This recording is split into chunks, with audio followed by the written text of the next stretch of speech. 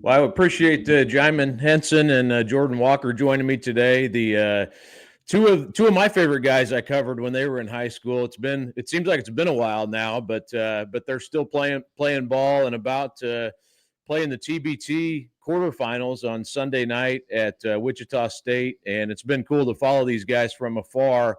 Winning 3 games so far with their Fail Harder team, beating IU, Alumni, and Butler among the 3 wins so far. But just to start with you guys, first of all, congratulations on making it to the quarterfinals, and I guess second of all, and either one of you can start, but how did this come about for you guys, or how did this team get put together? I guess I'll start. But Kyle, me and Kyle guy, our group is very close. We talk every day. And we started last year. Kyle came to us. He wanted to get a team going. I think last was like our trial period just to see how everything goes, put a team together quickly, get the group of guys together. We didn't finish too well, but this year was more detailed, put together, more opinions was put in. And then we got this group, very selfless type guys that want to play together as a team and just ultimately want to win games, not caring who's a star or not. And I think it's showing in this tournament because each game we're playing, we know everybody's role and we master it, and we're excited to see each other win. And at the end of the day, that's when the wins start coming in. And I should mention up front, I'm a bad host. These guys played in both 2016 high school graduates, and Jordan played at Cathedral High School. Djimon played at Lawrence North, and we'll get into that a little bit too. But also played in college together for. Jordan, I don't know how'd you put up with Djimon for 4 years at Morehead State?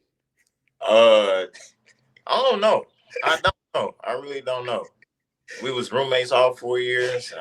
I still see him almost every day right now. So I'm doing it, but hey, it's working, so it's all right.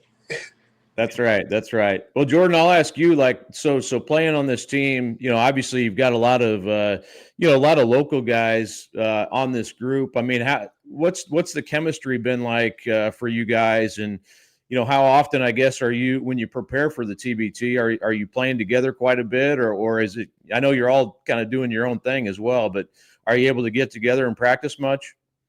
We haven't practiced much, but, like most of the guys are from the city, so we play open gyms together.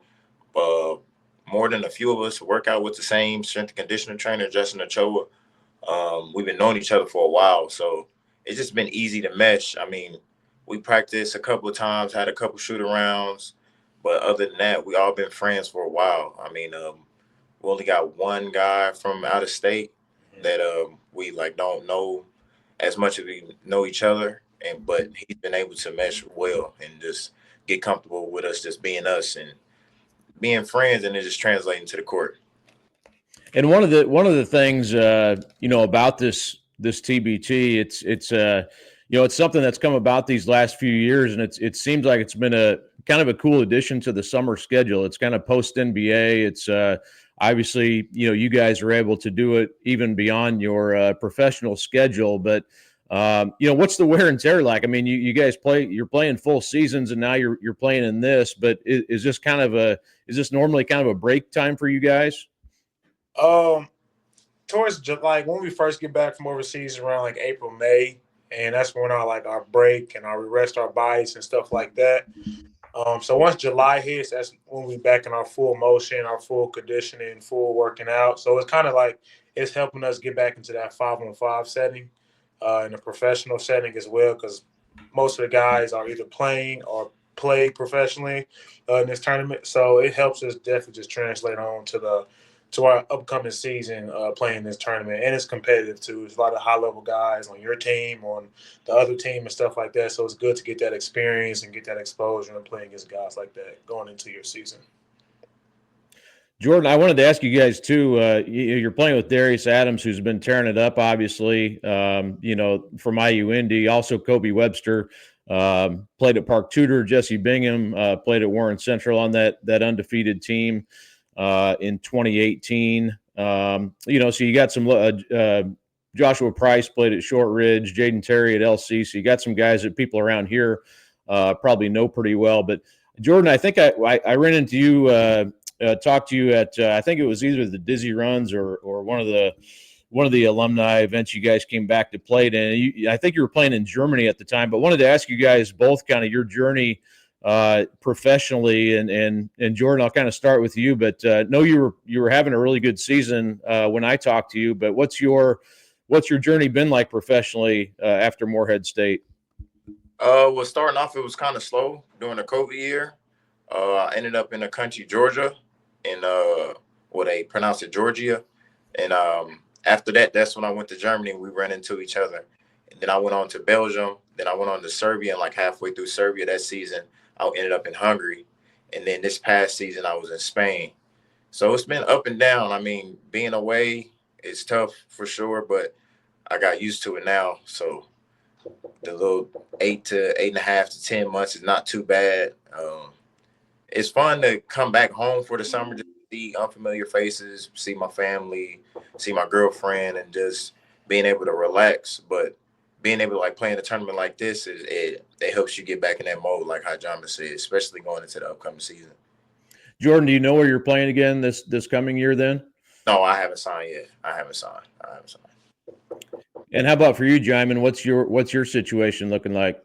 Yeah. So kind of like Jordan, I was kind of like a few months behind him, but I started in Tbilisi, Georgia too. And then after that, I went back a second season, had a better season personally and team-wise, won a championship and stuff. And then from there, went to Finland. Played in Finland half the year, and then went to Serbia and played in Serbia. And then I went back the next year to a different team. And then from there, I played in Slovakia. And then this season, I'm going back to Slovakia. So I'm having a little pattern right now, but I'm still climbing. You know, each season I try to financially and my skill-wise just keep moving up, you know.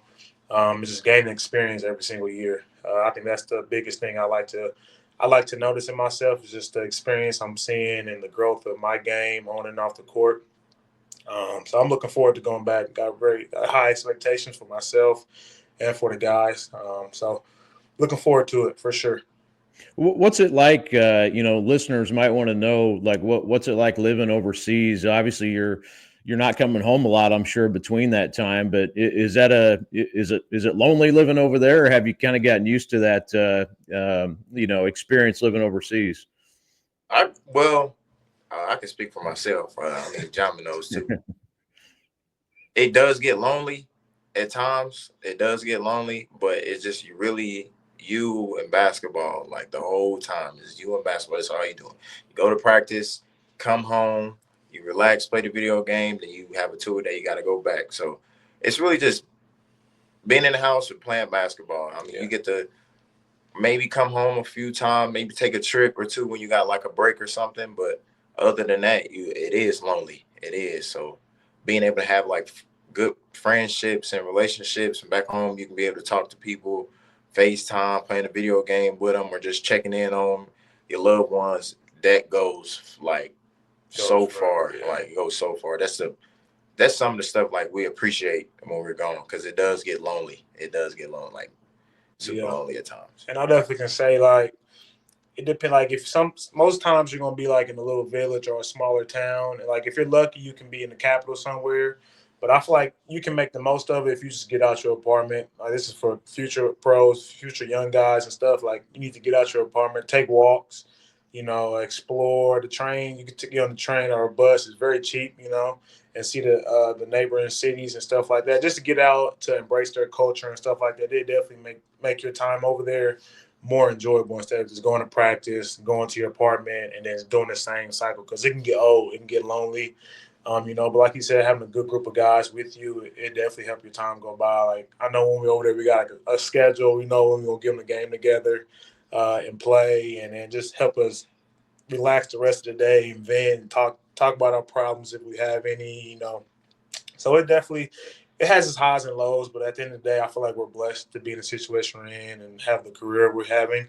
Because most people don't get to play basketball for a living, get paid for it, and travel the world and stuff like that. So I feel like that's the key part about it.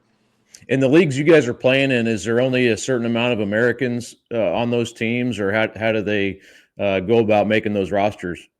It varies Yeah. by country. Yeah, each country is different. Like in Slovakia, I think you can have up to 6 imports. So I mean, it doesn't have to specifically be American. It's just import guys. I know in Jordan, like in Spain, what it's It two. was just 2 Americans. Yeah, you're gonna have 2 Americans on the team. So it really just It varies by league and country. And Jordan, I know I'll ask this to Djimon. How has Jordan's game changed, I guess, since you over these last few years since you played with him in college? It's grown light years, just his pace, the way he approaches the game, first and foremost. And that's starting off with just stretching, how he values his body and how he takes time and invests time in his body. It translates the way he can jump. He's still super athletic, when his knee's not hurting. But but no, like for real, like his game is translated. It's slowed down a lot. He sees different things. He's bringing the ball up. He's controlling the pace, controlling the team. His shot's still good. Like it's just a more mature game, And then I see it every single day. And then once it translates into the game, I just be like happy and proud, and always rooting him on because like I've seen all the work he's put in through the good days and bad days. So I mean, he's still climbing now, but as a gamer right now, like it's at the top of his game for sure, and I'm proud of him. I tell him every day and stuff like that. Like his game has grown light years from college to now for sure. And same for you, Jordan. What do you see out of Djimon? That's a good answer from him. That's a tough one to come back from. Well, from what I see from John, we've been playing AU and through college, and now we playing in pros together and working out together. I just see it more efficient, picking his spots, slowing the game down, knowing how to read defense and read defense and playing defense too. Like he can do that now too. Like 1 through 5, he's doing whatever he needs to do on the court. I mean, it's just more efficient. Like 1 or 2 dribbles, 3 max. Reading ball screens, reading coming off of any screens. Really, it's just more efficient. Just overall, just that's all it is. Really, just being efficient. And with this, this TBT team, is it hard to, because obviously you guys are playing different roles, on your professional team. Is it hard to kind of jump into a team that's, where you might have to just play a different role completely? How difficult is that? Yeah, it's great. We was just talking about this, because like Jordan, he was telling, he's like everybody's that guy on their team, So now we get a group of guys where everybody has to it falls back to the character of like being selfless and sacrificing for the team, And I feel like that's what makes this team so special is because we all understand, we know we can go average 20, average 30, or go crazy, but we know we have to take a step back for the betterment of the team. And it's not really hard if you're unselfish and you know how to sacrifice, which we all do. So we're okay because we know Darius, he's going to be him. Everybody knows that. And we build him up when he's having his little slumps, and when he got it going, we let him know we still with you. And he trusts us and we trust him. So I feel like he's the heart of our team, but we got the whole team that comes together. And we just roll and we roll and we roll and we trust each other too. So it's not really that hard. At first you got to sacrifice. It's tough. It's times you're like, dang, I'm in the corner again, or I don't get to come off this screen, or I ain't touched the ball in a few possessions. But we know once we win and stuff like that, it all makes sense and all matters for sure. Yeah. Jordan, what do you think of the Elam ending? Before I forget, I wanted to ask you guys about that. Jordan, what do you think about that? I mean, I like the Elam ending because it's tough basketball now. When the Elam ending comes, the pressure is on, the crowd's into it, the refs are blind. But it's fun because of it feel like you have to play perfect, and the other team, like if you're down, you're gonna get a spark of energy, a crazy spark of motivation and focus. But like the Elam ending is just like it's straight basketball. Like you don't hear nothing else. Like you got to cancel out everything, but it's tough. It gets tough. That pressure's on when the Elams come. It definitely comes. Is there more?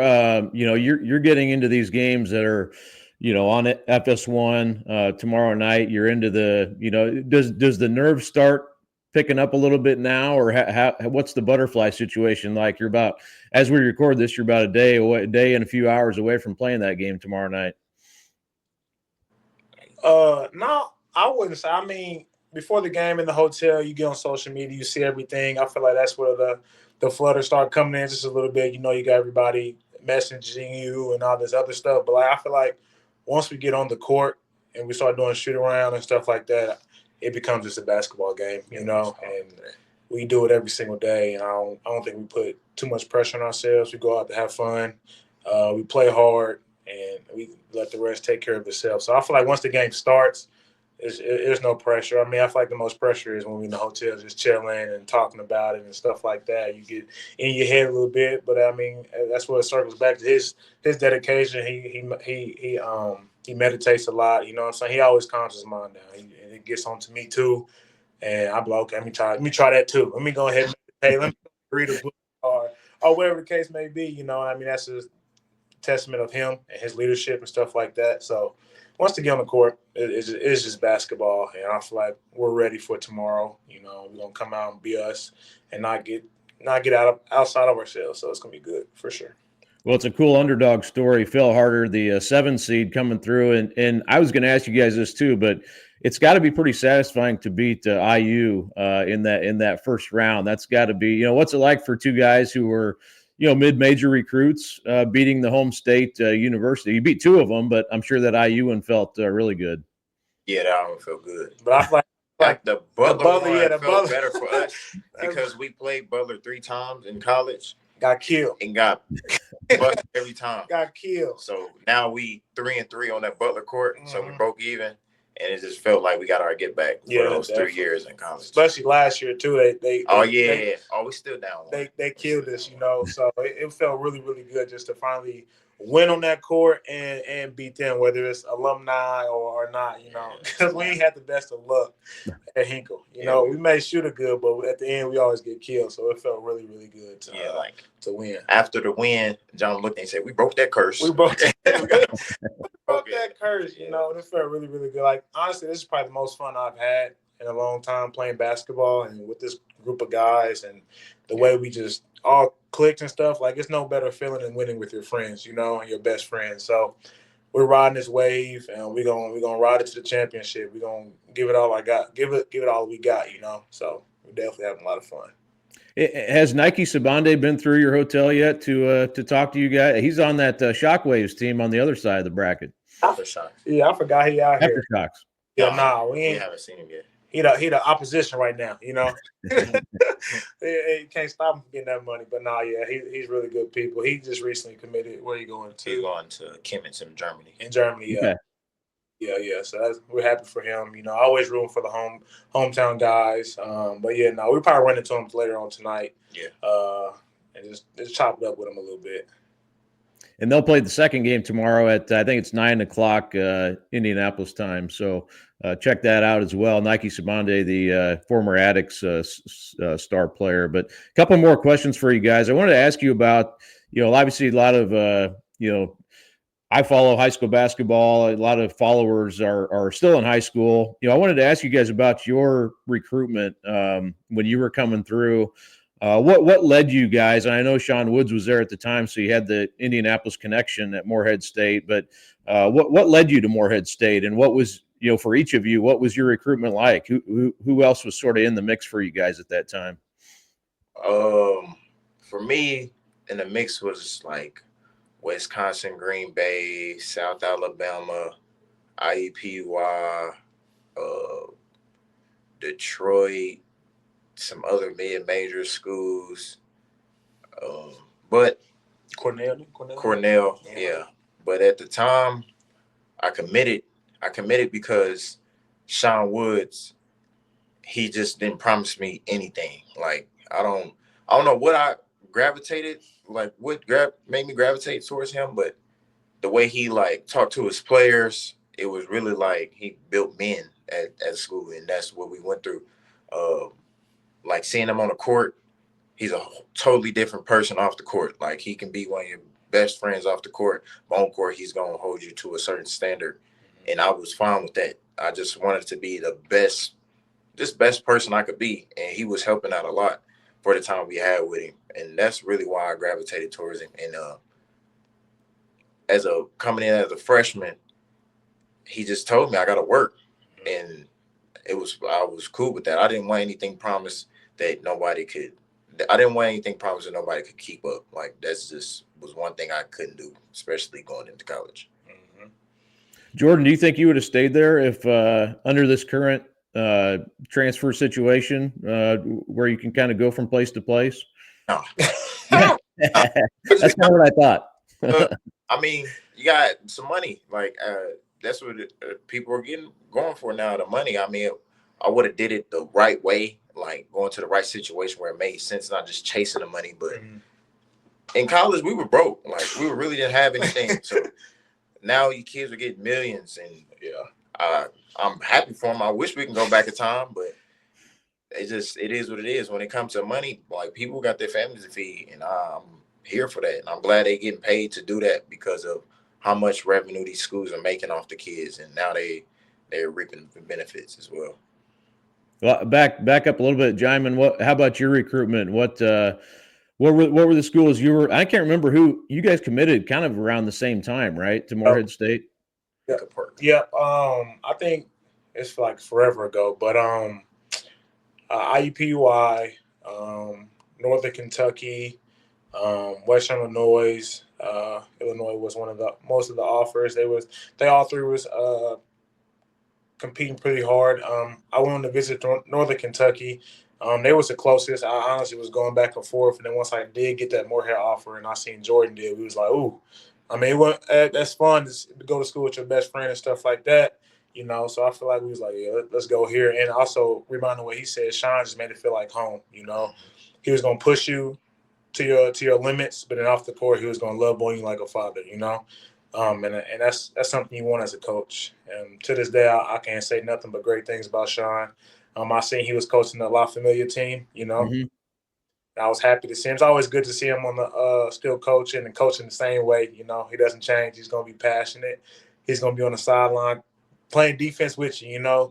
And that type of stuff is contagious for a team, and it makes you want to go harder. Once you see the coach going as hard, it makes you go harder. And that was something that really stood out to me. I think on our visit we went, he killed him in practice. Killed him. Most guys, when I tell the story, most guys, like, I would have decommitted right then and there. But it was like something that made you want, like, yeah, I'm up for that challenge, you know. And we stood up there. But yeah, I love Sean. Sean was a huge part of why we committed to Morehead. It was just a family-oriented program, and the rest is history. But yeah, these new college, I love Morehead. I'll be gone. It's a clear call. I'll be gone for sure. For sure. But yeah, I'm happy for the kids now that's getting paid. You know, some kids don't come from money. You know, they come from a more tougher situation. So now they're getting paid for their abilities. Is great. And I'm happy for them. I just want them to use the money in the right way, not just go out shop and get clothes and stuff like that, but also invest it, you know, build for your future family and stuff like that. So I'm happy for the guys. Well, and that's one thing, you know, I always tell people too, it's like you guys as athletes only have so much time to make the most money you possibly can. So, I mean, you got to make business decision based on that. And I know people get mad about that, and they're, you know, fans are, it's short for fanatic. So you understand why people are loyal to their schools. But at the same time, as athletes, you gotta do what's best for yourself as well. Yeah. Yes, sir. For sure. Let me ask you this too. You know, and you guys did just miss out on that. You know, you were 2020, right? Was your last season, so you missed out on the COVID year and all this other stuff. That's unfortunately. So you're kind of a product of you know, unfortunate timing. But I like, and I don't think I asked you two this. I went around at the Dizzy runs and asked quite a few guys, like, you know, Deshaun Francis and Aaron Henry and Ryan Weber and I can't remember who, several other players. But I don't think I asked you two this, but if you could go back in time and talk to your high school self, what would you say to that kid, that kid who's just coming up, you know, in high school as a player? be more selfish. That's what I tell myself. Be more selfish. Just because I was kind of so selfless at times, and I was always humble as I am now, but I could have been more selfish and way more confident in my abilities, and uh just being more of a dog, really. Just that's all I can say for myself. Just being more selfless, more confident, not being a bad guy, but being able to respect myself a little bit more. That's why I tell myself back if I went back for sure. Yeah. Self-confidence. I would tell myself just self-confidence. Play hard every single play, sacrifice that time you're tired. Don't take a break off. Because I remember specifically Purdue Coach Painter told me, we love your game and stuff like that, but you just take too many plays off, and that stuck with me all my life. Which I respect him for telling me that. But it's like, dang, if I was just more strong-willed in a way and just more mentally tough at the time, who knows where I can be at right now. But I think everything happens for a reason. But now I got all that stuff. The way I think, the way I approach the game is just different now. But y'all definitely tell myself just to sacrifice, go hard. Every single play, and don't take no plays off because you never know what can happen. I never thought confidence was your issue, Djimon. You make it look good. I make it look. You always look confident. I'll say that.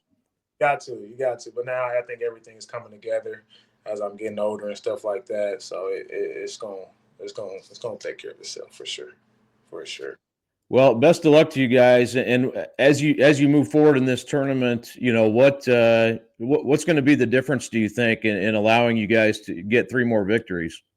The motto of our team right now is "I'll do it." So whatever you got to do to get a win, if it's you guarding that day, you rebounding that day, you diving on the floor that day, whatever it takes to win, that's what I'll do it. That's defense. I feel like defense. The teams that go long, go far, and stuff like that, they love defense. They want to stop the ball. Anybody can go back and forth, but the team that loves defense and stays disciplined and just keeps the game as simple as possible is going to win this tournament. And I feel like we have a very, very high. We're all confident, not cocky or anything, but we're very confident coming into this tournament because the way we want to play defense, the way we want to be I'll do it mentality, and I feel like we're very, very confident coming into it. And the offense part gonna take care of itself. That's gonna translate.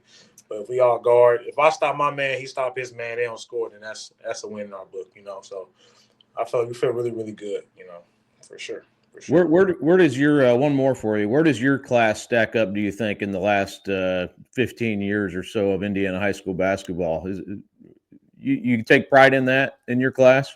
Oh yeah, we definitely do. Yeah, 2016, we're like top 3 for sure. Yeah, a top 3 class. We was loaded that class for sure. That was a tough class, especially sectional 10. I'll never forget sectional 10.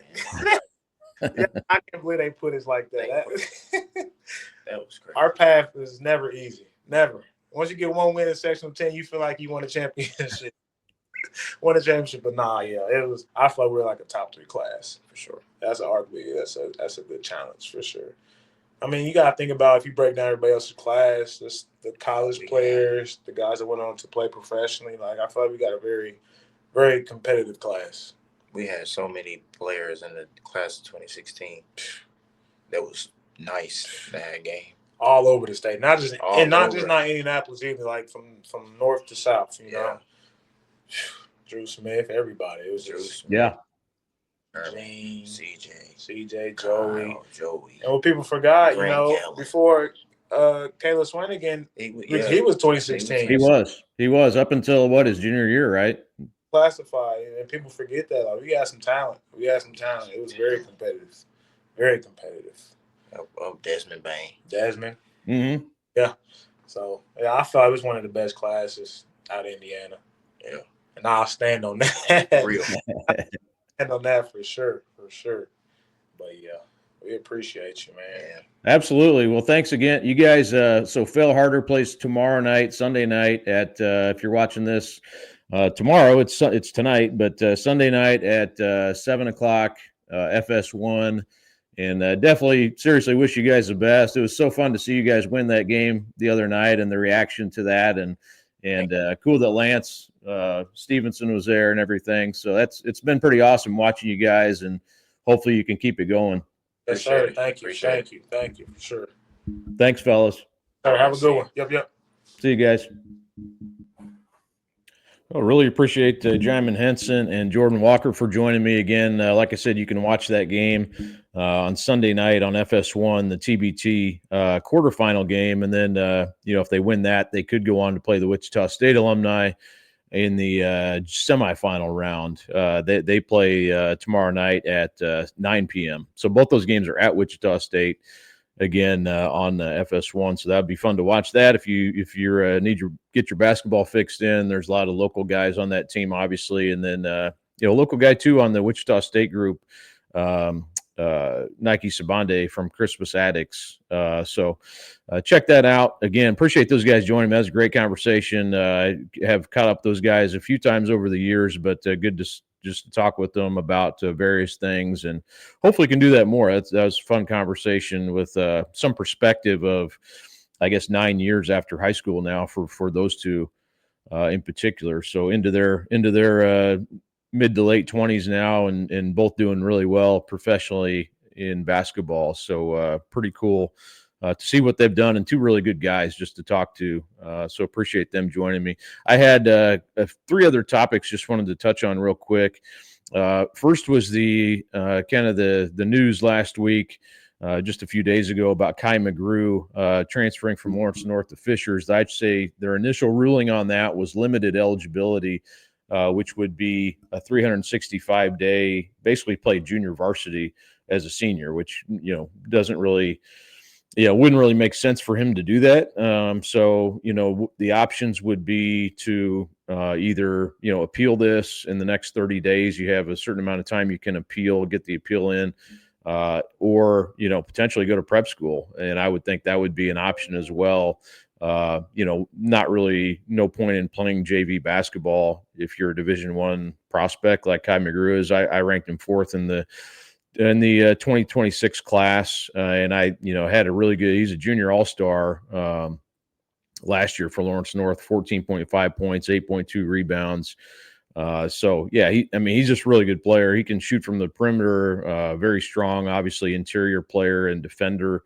But I talked to his mom, and this has been, it was back in April when he did transfer, and this was not a slam dunk that he was going to get eligibility for sure.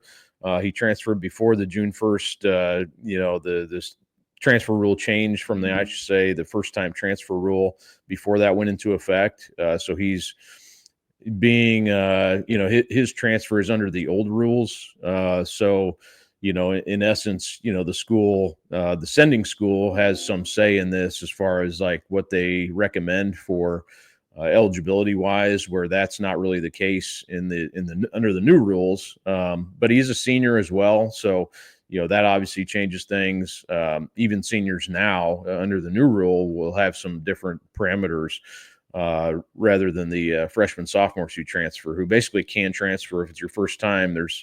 It's almost like a free, I don't want to say free, but you definitely have some more mobility if you haven't completed your junior year. So we'll see what happens with that. Again, I thought, because he lives in Fishers, this is kind of a sticky thing because, he's basically going to his host or his own district school. But he's definitely a spotlight type player because he is such a good player, and he's going to a school that has won a state title and was runner-up in the last 2 years. So I wondered about that, being a kind of under the spotlight a little bit more, how this one would be handled. And we see what it is. I think if this is just sort of guessing, but I think if it goes through the appeals process because of where he lives, I think maybe it could be a situation where this is overturned. Don't want to guess on that necessarily, but just knowing kind of the history of a Jaden Brewer type situation, which was somewhat similar, that could be the case. But don't know everything about that. I did contact his mom. She politely said she didn't want to say anything, and I completely get that at this time. But we'll see what happens with Kai McGrew. Unfortunately, if he doesn't get eligible, he's probably not going to be playing IHSAA basketball next year, I would think. Because there's prep school options for all these guys who are like top 10, top 20 in the state.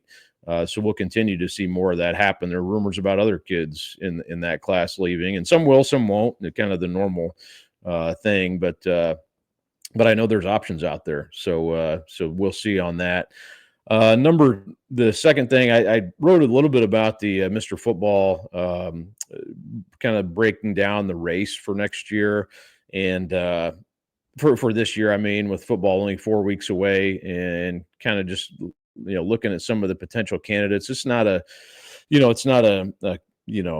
necessarily a list of these are the candidates and this is it type thing. But I think, when you look at it, I see some guy, there are some things that, you can make an educated guess on who the front runners are because of not only their talent, but, kind of how the voting has gone. And a lot of the players have had success or even won state championships as juniors.